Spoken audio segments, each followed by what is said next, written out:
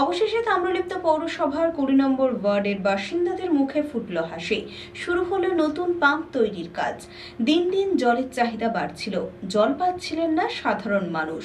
অবশেষে ২২ লক্ষ টাকা ব্যয়ে গড়ে উঠছে নতুন পাম্প হাউস। অবশেষে বহু প্রতীক্ষার অবসান ঘটিয়ে পৌরসভার উদ্যোগে শুরু হলো নতুন পাম্প তৈরির কাজ। পৌরসভা সূত্রে খবর, তাম্রলিপ্ত পৌরসভার অন্তর্গত মোট ২০টি ওয়ার্ড জুড়েই দিন দিন জলের চাহিদা বাড়ছে। নতুন সংযোগ যুক্ত হওয়ার পাশাপাশি চাপ কম থাকায় বিশেষত উঁচু এলাকাগুলিতে জল পৌঁছচ্ছিল না। এর ফলে চরম সমস্যার মুখে পড়েছিল ২০ নম্বর ওয়ার্ডের মাকড়পাড়া সহ পার্শ্ববর্তী এলাকা। বাসিন্দাদের অভিযোগ, নিয়মিত বিল দেওয়া সত্ত্বেও তারা কলের জল সঠিকভাবে পাচ্ছিলেন না। দীর্ঘদিন এই দুর্ভোগ ভোগ করার পর অবশেষে পৌরসভার তরফে পাকাপাকি সমাধানের ব্যবস্থা করা হয়। খুব সুবিধা হয়েছে এখানে পাম্পটা হতে, অনেক মানুষজন সুবিধা হলো।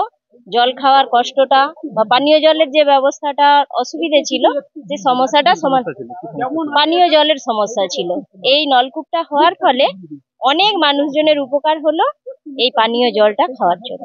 প্রায় ২২ লক্ষ টাকা ব্যয়ে গড়ে তোলা হয় আধুনিক নতুন পাম্প হাউস। পাম্পটি চালু হলে এলাকার কয়েকশো পরিবার উপকৃত হবে।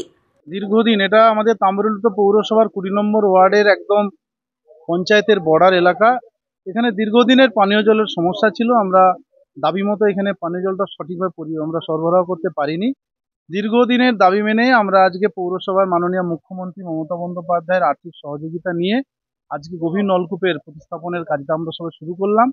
এখানে শুধু এই পানীয় জলের প্রকল্পটা শুরু হলে শুধু পৌরসভার এলাকা নয়, আমাদের পার্শ্ববর্তী যে পঞ্চায়েত এলাকা আছে, সেই পঞ্চায়েত এলাকার মানুষজনও এখান থেকে পানীয় জলের সুযোগটা পাবে। এখানকার আমাদের যেনারা পঞ্চায়েত সদস্য আছেন তাদের সঙ্গে আমরা যোগাযোগ করে তাদের নো অবজেকশন নিয়ে আমরা এলাকাতে পানীয় জল দিতে পারবো। আমাদের এই গভীর নলকূপটা প্রায় ২২ লক্ষ টাকা ব্যয় করে এখানের গভীর নলকূপটা আজকে প্রতিস্থাপনের কাজ শুরু হয়েছে। আমরা আগামী দিনে আমাদের যে সারফেস ওয়াটার যে প্রকল্প, নদীগর্ভের থেকে জল নিয়ে তুলেও যেটা আমাদের সরবরাহ করার যে প্রকল্প আছে, আমরা সেই জল প্রকল্পটা শুরু হলেও আমরা সেই জলটাও এখানে সরবরাহ করতে পারবো। এই এলাকায় আমরা দীর্ঘদিন মানুষের দাবি মতো জল দিতে পারিনি।